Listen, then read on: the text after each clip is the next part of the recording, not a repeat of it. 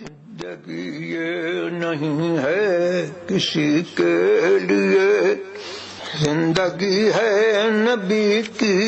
نبی کے لیے۔ نحمده ونصلي ونسلم على رسوله الكريم، أما بعد، فقد قال الله تعالى في القرآن المجيد والفرقان الحميد: فاسألوا أهل الذكر إن كنتم لا تعلمون۔ صدق الله العظيم وصدق رسوله النبي الأمين الكريم، ونحن على ذلك لمن الشاهدين والشاكرين والحمد لله رب العالمين۔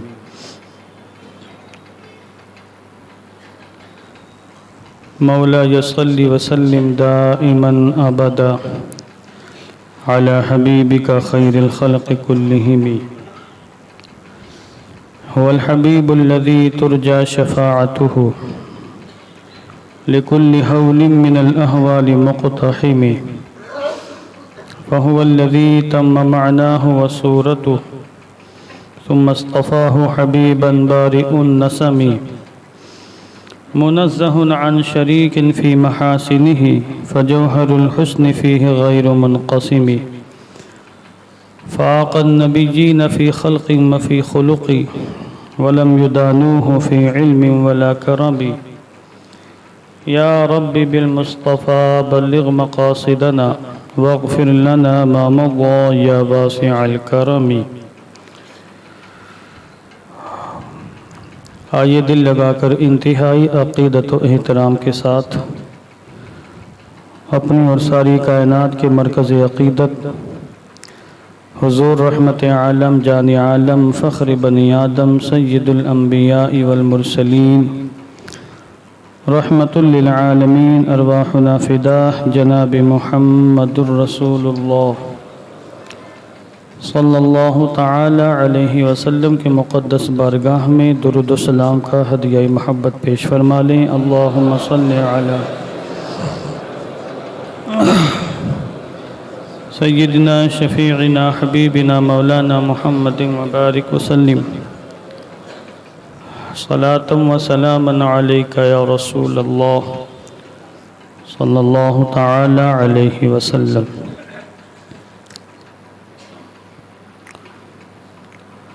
اللہ تبارک و تعالیٰ کی توفیق اور اس کے فضل و کرم سے آج ہم اس کی بارگاہ میں سجدہ بندگی پیش کرنے کے لیے حاضر ہیں۔ اللہ عز و جل ہم سب کی حاضری قبول فرمائے،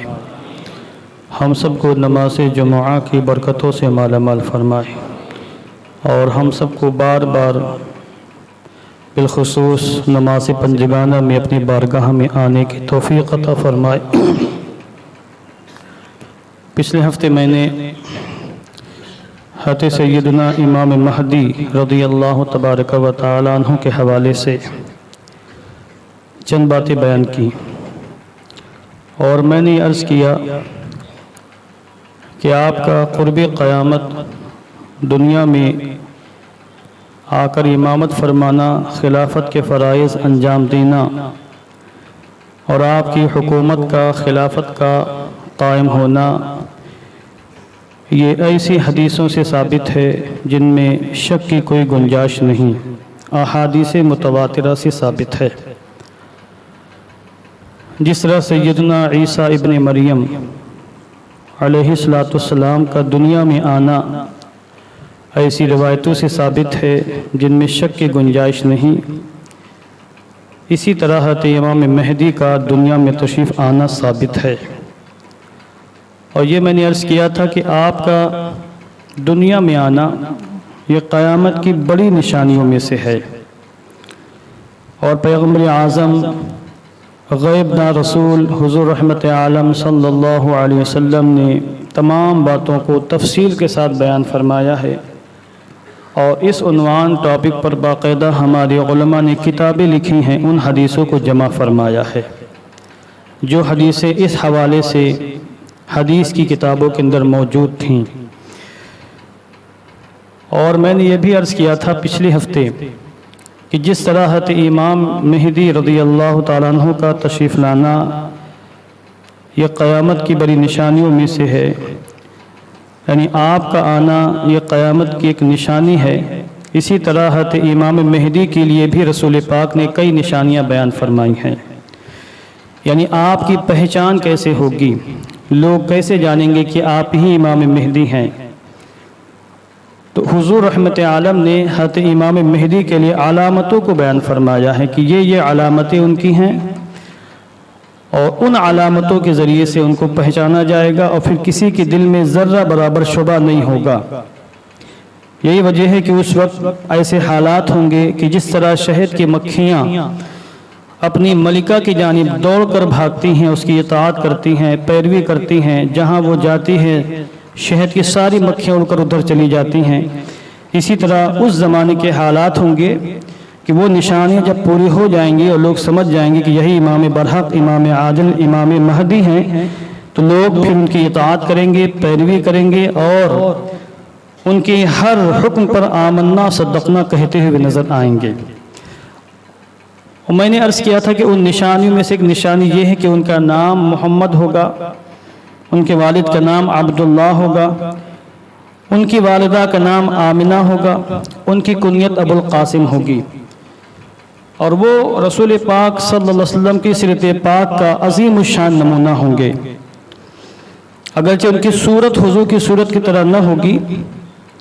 البتہ سیرت ان کی سیرت محمدیہ کے سانچے میں مکمل طریقے سے ڈھلی ہوگی، حتیٰ کہ آپ مکمل طریقے سے تمام سنتوں کو زندہ فرمائیں گے۔ وہ سنتیں جو فنا ہو چکی ہوں گی، جن کو کوئی جانتا تک نہ ہوگا، پہچانتا تک نہ ہوگا، ان سنتوں کو آپ زندہ فرمائیں گے، اور پھر پوری دنیا میں آپ بڑی شان شوکت کے ساتھ، ایک روایت میں ہے کہ 7 سال، ایک روایت میں کہ 8 سال، 9 سال کی روایت بھی ہیں، 10 سال کی روایت بھی ہیں، یعنی آپ کی حکومت کی مدت کے حوالے سے سب سے جو کم روایت ہے جس میں سب سے کم ذکر ہے وہ 7 سال کا تذکرہ ہے، تو کم سے کم 7 سال تک آپ انتہائی عادلانہ انداز میں بڑی شان شوکت کے ساتھ اور حضور کی مکمل پیروی کرتے ہوئے دنیا میں حکمرانی فرمائیں گے۔ اور میں نے پھر عرض کیا چونکہ آپ امام حسن کے اولاد میں سے ہوں گے،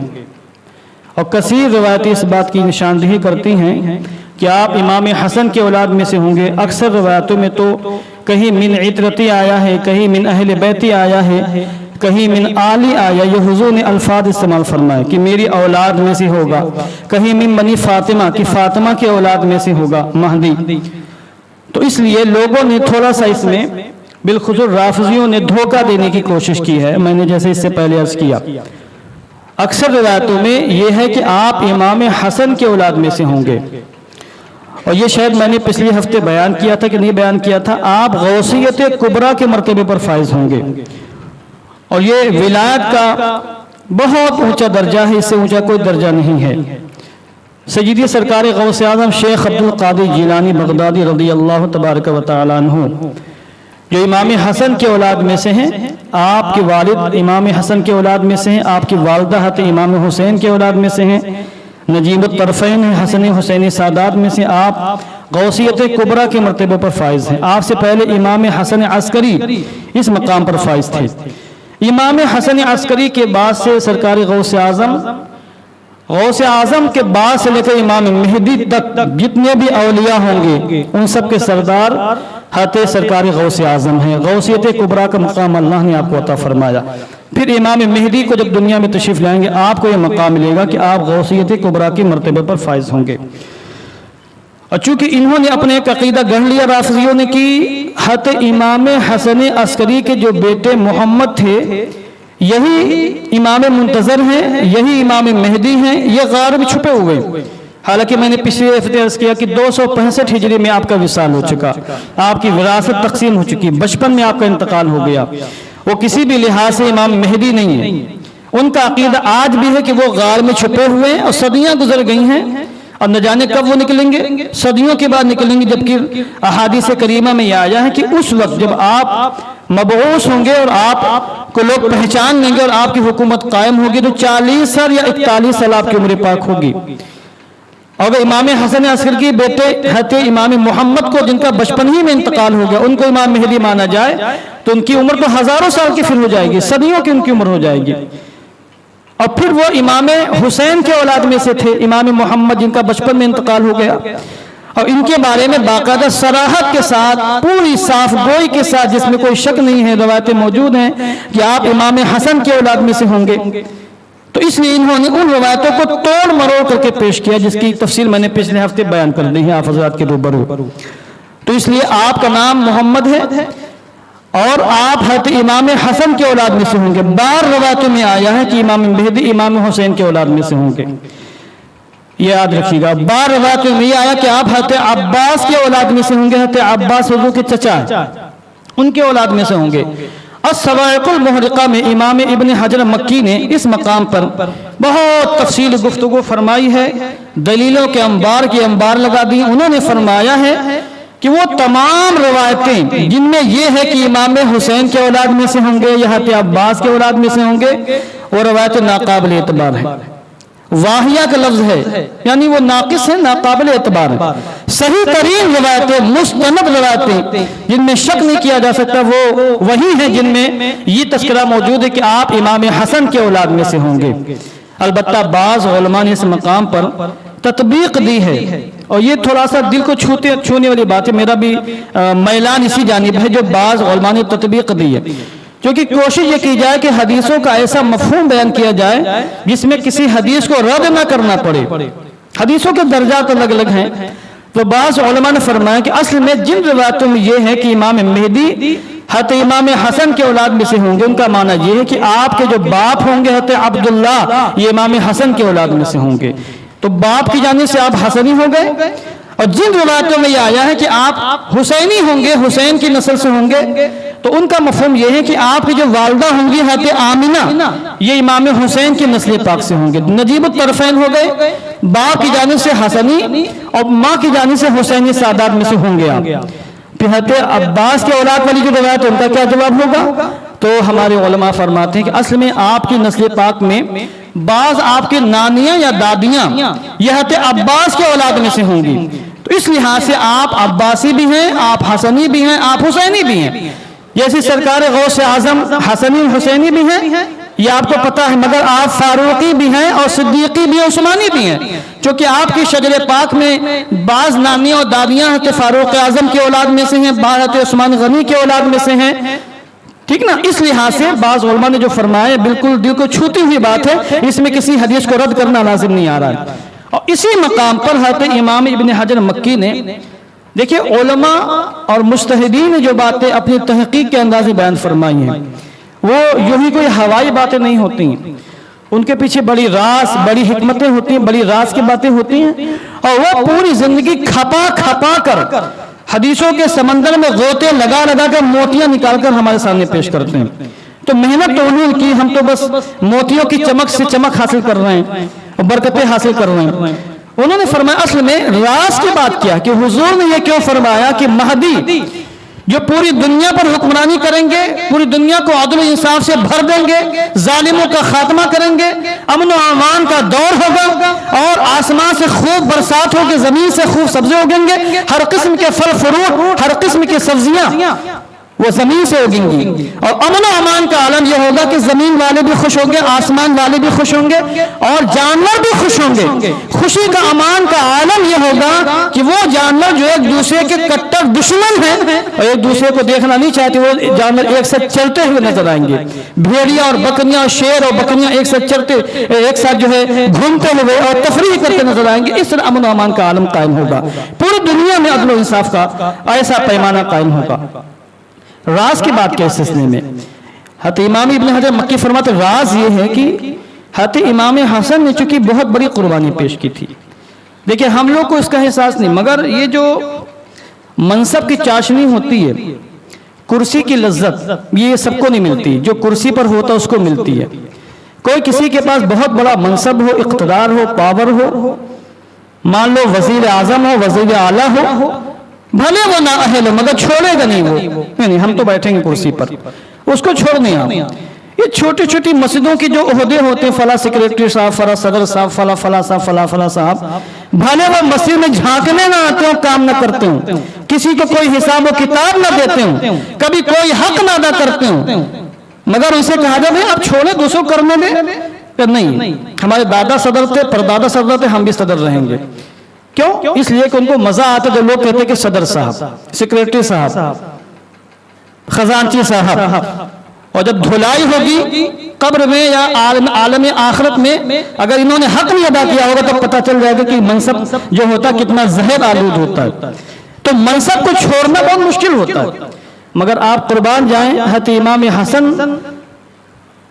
کتنی زبردست قربانی پیش کی تھی۔ حضرت سید علی مولا کائنات کی شہادت کے بعد امام حسن خلیفۃ المسلمین ہوئے، خلیفہ راشد ہوئے، اور آپ کا جو 6 مہینہ مدت خلافت ہے امام حسن کا، اس کو خلافت راشدہ میں شمار کیا جاتا ہے، آپ خلفاء راشدین میں شمار ہوتے ہیں۔ اور حضور نے جو فرمایا تھا کہ میرے بعد میری خلافت جو رہے گی 30 سال رہے گی، تو 30 سال مکمل تب ہوتے ہیں جب امام حسن کی 6 مہینے کی خلافت کو اس میں جوڑ دیا جائے، تو یہ خلافت راشدہ۔ مگر جب اختلاف ہوئے حضرت امیر معاویہ سے اور امام حسن سے، امام حسن کے ساتھ 40,000 کی فوج تھی جو آپ کے نام پر تن من دھن قربان کرنے کے لیے تیار تھی، اپنا سر قلم کرانے کے لیے تیار تھی۔ مگر جب امام حسن نے دیکھا کہ اختلافات بڑھ رہے، اگر ہم نے خلافت سے دستبرداری ظاہر نہیں کی تو مسلمانوں کا خون بہے گا، ہزاروں مسلمان پھر مارے جائیں گے۔ اس طرح جنگ صفین میں کتنے ہزار مسلمان صحابہ اور تابعین شہید ہو گئے تھے۔ تو آپ نے امت کے لیے خیرخواہی کرتے ہوئے، امت پر شفقت کرتے ہوئے اپنی خلافت کو چھوڑ دیا اور حضرت امیر معاویہ کے ہاتھ میں ہاتھ دے کے بیعت کر لی اور ان کی خلافت کو تسلیم کر لیا، تاکہ اتحاد ہو جائے، اتفاق ہو جائے اور پھر معاملات بگڑنے نہ پائیں اور مسلمانوں کا نقصان نہ ہو۔ ابن حجر مکی فرماتے ہیں کہ امام حسن نے جو قربانی پیش کی تھی، اس قربانی کا صلہ اللہ نے عطا فرمایا کہ اس قربانی کے پیش کرنے سے پہلے ہی، کیونکہ اللہ سب کچھ جانتا ہے، حضور کی زبانی اعلان فرما دیا کہ حضور کرے شہزادہ چونکہ خلافت سے دستبردار ہوگا، اس لیے اللہ نے اس شہزادے کی نسل پاک میں قیامت کے قریب ایک ایسا بیٹا اللہ پیدا فرمائے گا جس کی حکمرانی پوری دنیا پر ہوگی اور پوری دنیا پر حکومت کرے گا۔ تو اس لیے امام حسن کے اولاد میں ہونے کا سر اور راز یہی ہے کہ امام حسن نے چونکہ بڑی قربانی پیش کی ہے، تو اس لیے آپ کی اولاد میں اللہ امام مہدی کو پیدا فرمائے گا جو دنیا پر حکمرانی کرے گا۔ تو یہ چند تمہیدی باتیں تھیں۔ ایک بات اور میں عرض کر دیتا ہوں، پھر میں حدیثوں کی طرف آؤں گا اور کوشش یہ کروں گا کہ اگلے ہفتے گفتگو مکمل ہو جائے، ورنہ حدیثوں کی تو پوری کتاب میرے پاس موجود ہے جس میں نہ جانے کتنی روایتیں موجود ہیں، اگر ان کو تفصیل سے بیان کیا جائے تو پھر ہفتوں درکار ہوں گے۔ میں چند چیدہ روایتیں بیان کر دوں گا، اور جو کچھ بیان کر رہا ہوں یہ احادیث کریمہ کی روشنی ہی میں بیان کر رہا ہوں۔ یہ ساری باتیں جتنی میں نے ذکر کی ہیں خود حضور نے اپنی زبان اقدس سے بیان فرمایا اور سب احادیث کریمہ کے اندر موجود ہے۔ آپ کی کنیت میں نے بس کیا کہ کنیت ابو القاسم ہے اور آپ کا لقب مہدی ہے، ایک لقب آپ کا جابر بھی ہے۔ ہمارے یہاں چونکہ عربی کے بہت سے الفاظ اردو میں آئے ہیں تو لوگ تھوڑا سا غلط مفہوم لے لیتے ہیں،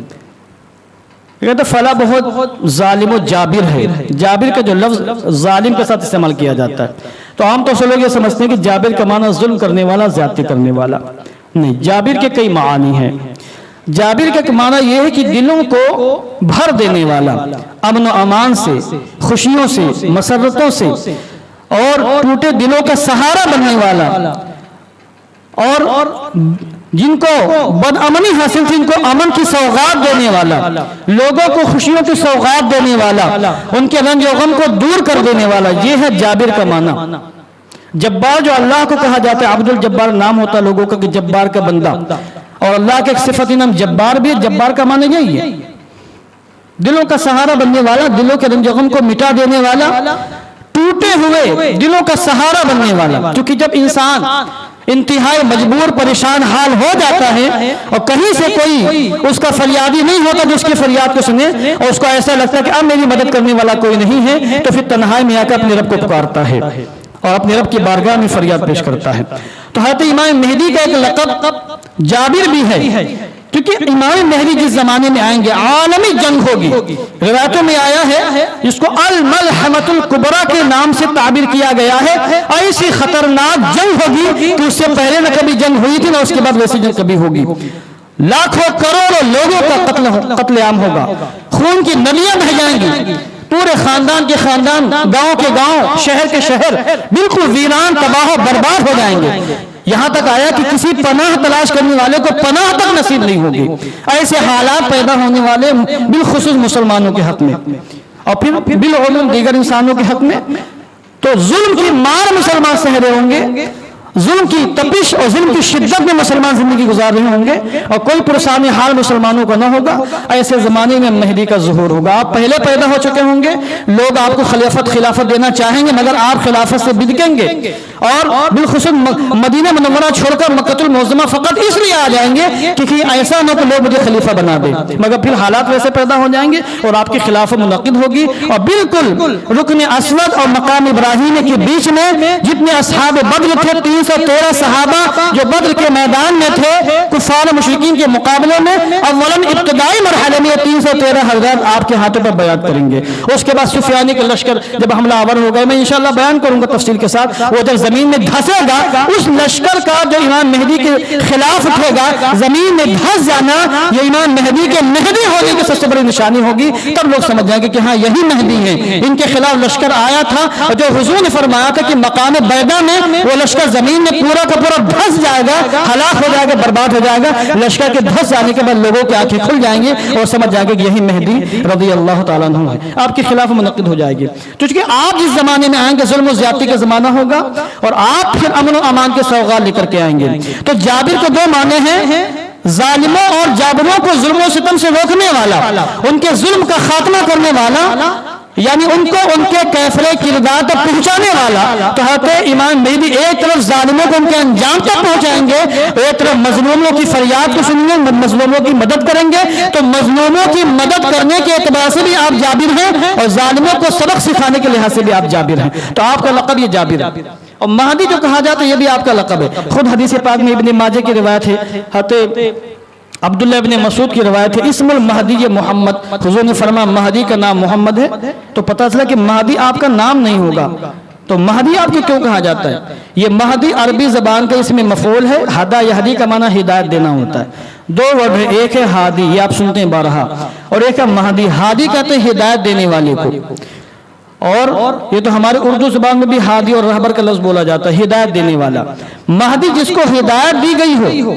तो इमाम मेहदी को महदी क्यों कहा गया अहादीस करीमा में? तो इस पर भी हमारे उलमा ने अहादीस करीमा की रोशनी में तफसील गुफ्तगू फरमाई है। और हदीस की किताब है मुसन्नफ़ अब्दुल रज़्ज़ाक़, मुस्नद अब्दुल रज़्ज़ाक़, ये मुसन्नफ़ अब्दुल रज़्ज़ाक़ के नाम से मारूफ, उसके अंदर भी रवायतें मौजूद हैं। उसमें यह है कि असल में इमाम महदी कई कारनामे अंजाम देंगे। एक तो आपसे बेशुमार करामतों का सुदूर होगा, बेशुमार करामतों का सुदूर होगा। और फिर आप तख्ते ये ताबूत सकीना जिसका जिक्र कुरान मुक़द्दस के दूसरे पारे में आखिरी सफ़े पर है। ताबूत सकीना ये वो अजीम शान ताबूत है जो बनी इसराइल के पास नस्लन बाद नस्ल मुंतकिल होते हुए आया था, उसका जिक्र कुरान मुक़द्दस के अंदर मौजूद है। और ताबूत सकीना के अंदर तबर्रुकात थे, अंबिया किराम के तबर्रुकात थे। तो ताबूत सकीना जो आज दुनिया में किसी के पास नहीं है, और ये जो मौजूदा जमाने के यहूदी हैं ये उसकी तलाश में, इनका गुमान ये है कि ताबूत सकीना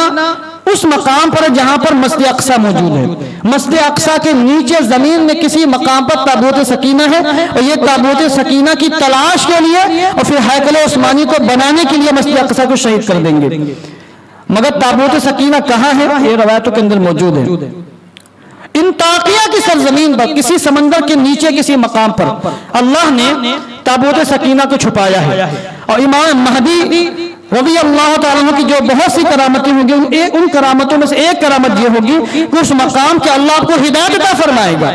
आपके दिल में इल्का होगा, आपको पता चल जाएगा कि ताबूत सकीना कहाँ पर है। तो जिसको हिदायत दी गई है उसको महदी कहा जाता है, क्योंकि आपको ताबूत सकीना की हिदायत मिलेगी और आप अल्लाह की हिदायत की बुनियाद पर हिदायत की रोशनी में ताबूत सकीना को निकालेंगे और यहूदियों के सामने पेश कर देंगे, जिसको देखने के बाद बेशुमार यहूदी आपके हाथों पर कलमा इस्लाम पढ़ के मुसलमान हो जाएंगे। चंद सरकश यहूदी बचेंगे जो इस्लाम नहीं लाएंगे। ایک روایت میں یہ ہے، اور مہدی ہونے کی وجہ ایک یہ بیان کی گئی ہے کہ آپ ملک شام کے کئی پہاڑوں میں سے ایک پہاڑ عظیم الشان پہاڑ ہے، اس کے اوپر تشریف لے جائیں گے، آپ کو ہدایت ملے گی اس کی، آپ وہاں تشریف لے جائیں گے اور وہاں پر جا کر اللہ کی بتائی ہوئی نشانیوں کی بنیاد پر ایک مقام پر کھدائی کروائیں گے، کھدائی کروانے کے بعد وہاں سے آپ توراہ شریف نکالیں گے، توراہ شریف کا اصل نسخہ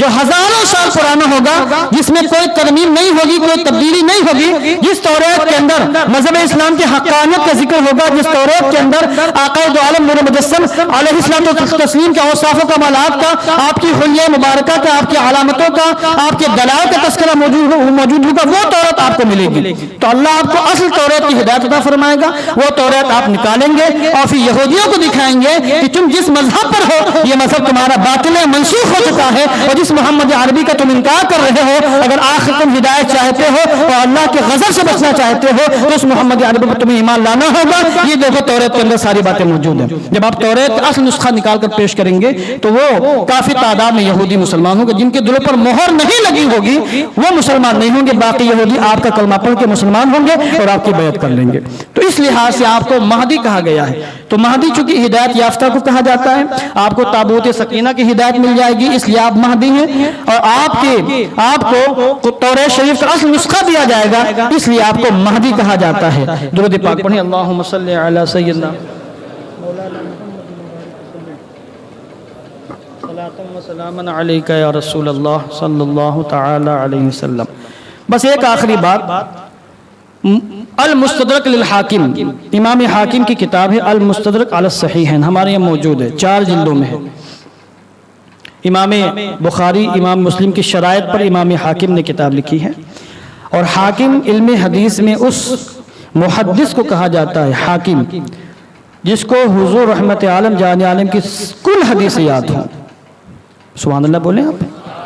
یہ تعجب کی بات نہیں ہے۔ کل حدیثیں کتنی ہیں؟ ایک روایت میں کہ 7 لاکھ ہیں، ایک روایت میں 10 لاکھ سے زیادہ حدیثیں ہیں، سندن متنن درایتن و روایتن، کل حدیثیں یاد ہوں، ہر حدیث کو کس راوی نے روایت کیا، ان سے کس راوی نے، ان سے کس راوی نے، وہ راوی کہاں پیدا ہوئے، کہاں ان کا انتقال ہوا، کن کن لوگوں کے ساتھ انہوں نے جا کے پڑھا، شاگردگی حاصل کی، ان کی زندگی کے حالات کیا تھے، یہ ساری باتیں جس محدث کو یاد اس کو حاکم کہا جاتا ہے۔ اور بات یہاں تک آیا کہ امام حاکم ایک ہی ہوئے، یہی تو ان کی کتاب حدیث کے المستدرک علی الصحیحین، اس کے اندر حدیث باقی روایت کرتے ہیں، جس کو ہم سب کی ماں ام المومنین حضرت ام سلمہ رضی اللہ تعالی عنہ نے روایت کیا ہے۔ عن ام سلمہ زوج النبی صلی اللہ علیہ وسلم قال سمعت رسول اللہ صلی اللہ علیہ وسلم یذکر المہدی فقال، حضرت ام سلمہ فرماتی کہ میں نے اپنے کانوں سے سنا کہ حضور رحمت عالم مہدی کا ذکر کر رہے ہیں، اور آپ نے مہدی کا ذکر کرتے ہوئے فرمایا وَهُوَ حَقٌّ وَهُوَ مِن بنی فاطمہ، کہ مہدی کا دنیا میں آنا برحق ہے، شک و شبہ کی اس میں کوئی گنجائش نہیں ہے، اور میری بیٹی فاطمہ کے اولاد میں سے ہوگا۔ اب یہاں بتانا، یہ عقیدے کی بات بتانا ہے، اسی حدیث پاک اور اس طرح کی دیگر جو روایت ہے ان کو سامنے رکھنے کے بعد امام جلال السیوطی نے فرمایا الحاوی الفتاوی کے اندر، اگر کوئی شخص امام مہدی کی آمد کا انکار کر دیتا ہے، اس عقیدے کو تسلیم نہیں کرتا ہے، تو کافر ہے، مسلمان نہیں ہے۔ اللہ رب العزت ہم سب کو تمام اسلامی عقائد پر قائم و دائم رہنے